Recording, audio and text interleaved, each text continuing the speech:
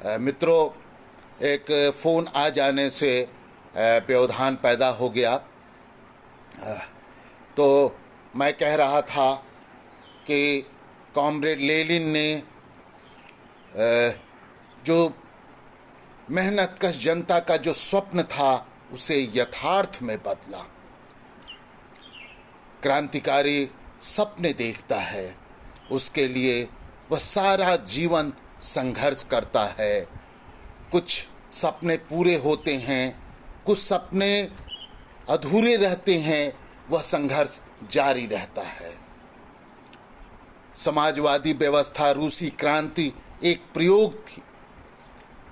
रूसी क्रांति ने यह साबित कर दिया कि मेहनतकश दुनिया जिसे हाशिए पर ढकेल दिया गया था, वही वास्तव में इस दुनिया का संचालक है और उसका नियंत्रण उसी के हाथ में होना चाहिए, सत्ता उसी के हाथों में होनी चाहिए।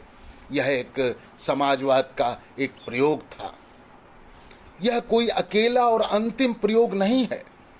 कई प्रयोग दुनिया में हुए और वे अपने अपने तरह के अलग अलग प्रयोग हैं जो अपने देश, काल और वहाँ की परिस्थितियों के अनुरूप है। क्यूबा में आप एक प्रयोग देखते हैं तो चीन में दूसरा, वियतनाम में एक अपने तरह का प्रयोग रहा। आज भी दुनिया में प्रयोग जारी है। लैटिन अमेरिकी देशों में प्रयोग हो रहे हैं, यूरोप में प्रयोग हैं, हमारे देश में भी अगर देखें तो तरह तरह के प्रयोग हैं। संसदीय प्रयोग हैं तो गैर संसदीय प्रयोग भी हैं। तो एक समाजवाद के नए नए प्रयोग, समाजवादी व्यवस्था, रूसी समाजवाद के पतन से नए नए प्रयोग के रास्ते खुले हैं। तो आज हम कॉमरेड लेनिन को याद करते हैं। कॉमरेड लेनिन का, उनकी विचारधारा का हमारे देश पर, हमारे स्वाधीनता आंदोलन पर गहरा और व्यापक असर रहा। खास तौर से अगर आप देखें तो शहीद आजम भगत सिंह और क्रांतिकारियों के मूल प्रेरणा स्रोत लेनिन थे। भगत सिंह कहते हैं, सुखदेव को एक पत्र में कहते हैं कि मैं और तुम चाहे रहे या न रहे, कि लेकिन कम्युनिज्म के लक्ष्य और उसके आदर्श हमेशा दुनिया में रहेंगे और वे विजयी होंगे। भगत सिंह का नारा ही था, साम्राज्यवाद का नाश हो। वो एक ऐसी व्यवस्था के हिमायती थे जहां मनुष्य द्वारा मनुष्य का शोषण न हो। एक वर्ग विहीन समाज की स्थापना के वो पक्षधर थे, वही उनका सपना था। यही तो मार्क्स का भी सपना था कि आदिम कम्यून से एक कम्युनिस्ट दुनिया को एक कम्युनिस्ट राज में, एक साम्यवादी दुनिया में बदल देना। यही तो मार्क्स का सपना है। भगत सिंह और लेनिन में गहरा वैचारिक एकता हमें दिखती है। वो कहते भी हैं, भगत सिंह मानते हैं कि क्रांति की जो तलवार है उसकी धार विचार, उसकी धार होता है। उसकी धार विचार से ही आगे मजबूत होती है। धारदार कोई भी क्रांति धारदार बनती है। बताया जाता है कि जब भगत सिंह को फांसी के लिए ले जाया जा रहा था तो वे लेनिन की किताब, मशहूर कृति राज्य और क्रांति पढ़ रहे थे। मतलब एक क्रांतिकारी दूसरे क्रांतिकारी से के साथ मिलन कर रहा था। अवतार सिंह पाश ने, क्योंकि भगत सिंह ने उस पन्ने को जहां तक उन्होंने पढ़ा था उस पन्ने को मोड़ दिया था। इसे एक कवि ने एक नया इसमें अर्थ उसने देखा। अवतार सिंह पाश जो पंजाब के क्रांतिकारी कवि रहे हैं, उन्होंने कहा कि भगत सिंह ने जिस लड़ाई को जहां तक पहुंचाया वह पन्ना वहाँ मुड़ गया। वहाँ से उस लड़ाई को आगे बढ़ाने की जिम्मेदारी हम युवा पीढ़ी के, इस देश के नौजवानों के ऊपर है। यह उसकी जिम्मेदारी है, यह कर्ज है जिसे इस पीढ़ी को, नौजवानों को, और हमेशा यह कर्ज रहेगा कि ये नौजवान उस लड़ाई को आगे बढ़ाएं। उन्होंने जो कविता लिखी, मैं उसका पाठ करना चाहूँगा। छोटी सी कविता है जो अवतार सिंह पाश की है। वो कहते हैं कि भगत सिंह ने पहली बार पंजाब जंगलीपन, पहलवानी और जहालत से बुद्धिवाद को की ओर मोड़ा था।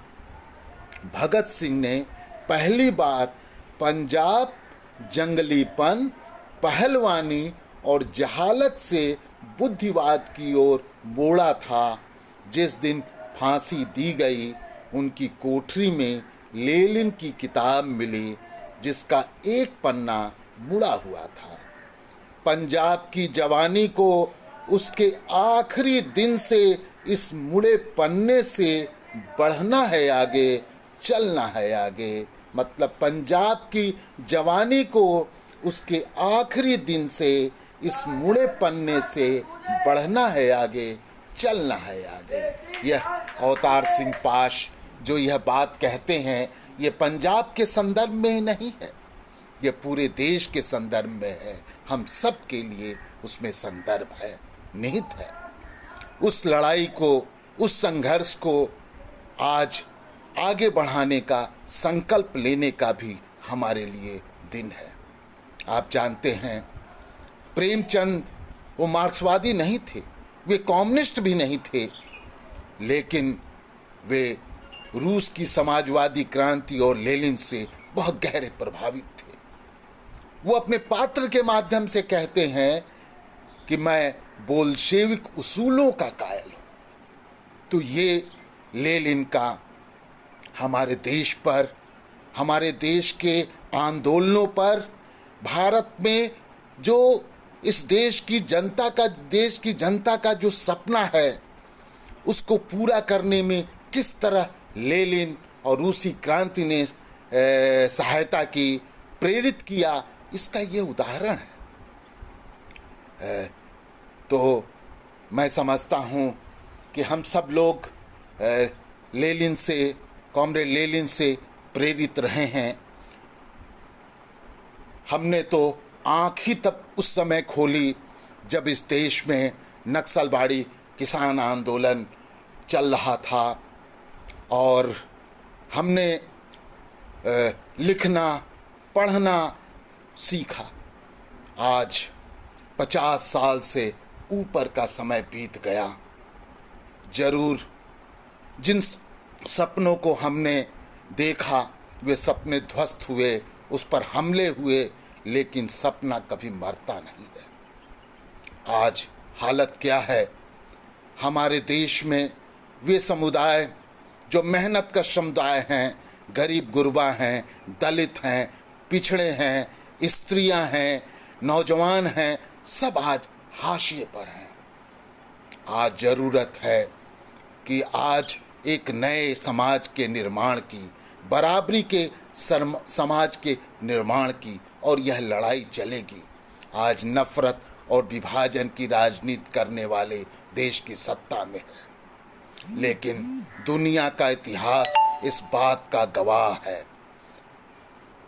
कि हमेशा मजदूर वर्ग ने, मेहनत कश अवाम ने हमेशा इस कॉरपोरेट फासीवाद का, इस फासीवाद को का मुकाबला किया है, उसे शिकस्त दी है। लेनिन की वो मूर्तियां तोड़ सकते हैं, अंबेडकर की मूर्तियां वे तोड़ सकते हैं, लेकिन उन विचारों को नहीं खत्म कर सकते हैं। वे गांधी की हत्या कर सकते हैं, बार बार उसकी हत्या कर सकते हैं, लेकिन गांधी के आदर्शों को, उनके सिद्धांतों को कभी खत्म नहीं किया जा सकता है। हम ऐसे दौर में हैं जब सारे के सारे, चाहे मार्क्स हों, लेनिन हों, भगत सिंह हों, अंबेडकर हों, फूले हों, सावित्रीबाई हों, सब आज युद्ध के मैदान में हैं। आज सब फांसीवाद से मोर्चा लेने के लिए मैदान में सारे हैं। हम समझते हैं एक तरफ गांधी और विवेकानंद भी आज मैदान में आ गए हैं। तो दोस्तों, यह दौर है जब हम लड़ेंगे फांसीवाद से तो हम पाएंगे कि लेनिन हमारे साथ है, सारे लोग क्रांतिकारियों की पूरी विरासत हमारे साथ है, शहीदों की शहादत हमारे साथ है, उनकी विचारधारा हमारे साथ है। वे कभी नहीं मर सकते, सपने कभी नहीं मरते हैं, सपनों के लिए संघर्ष करना होता है और हम सब उस संघर्ष के सिपाही हैं। मैं एक कविता 1974 में, जब 18 मार्च 1974 को पटना में वहाँ की सरकार ने छात्रों पर गोलियां चलाई थी, दर्जनों छात्र शहीद हुए थे और उसी से मर्माहत होकर जयप्रकाश नारायण उस आंदोलन में कूद पड़े जिसे जेपी आंदोलन के नाम से जाना जाता है। उसी आंदोलन का मैं भी सिपाही था, वहीं पटना में ही था जब गोलियां चल रही थी और उसके बाद मैंने 1974 में वही कविता लिखी। उसी से मैं अपनी बात समाप्त करूंगा। दोस्तों, जरा सुनिए। वे दर्ज होंगे इतिहास में, वे दर्ज होंगे इतिहास में, पर मिलेंगे हमेशा वर्तमान में। वे दर्ज होंगे इतिहास में, पर मिलेंगे हमेशा वर्तमान में, लड़ते हुए और यह कहते हुए कि स्वप्न भी अधूरा है, लड़ते हुए और यह कहते हुए कि स्वप्न भी अधूरा है। वे दर्ज होंगे इतिहास में, पर मिलेंगे हमेशा वर्तमान में। तो दोस्तों, इन्हीं शब्दों के साथ आज मैं कॉमरेड लेनिन को, अपने क्रांतिकारियों को, कॉमरेड चारू मजुमदार को, बीएम को और शहादत देने वाले तमाम शहीदों और क्रांतिकारियों को याद करते हुए अपनी बात समाप्त करता हूँ। सलाम, लाल सलाम, जय भीम। और इन्हीं शब्दों के साथ मैं आप सब लोगों को सलाम करता हूँ। जय हिंद, नमस्कार।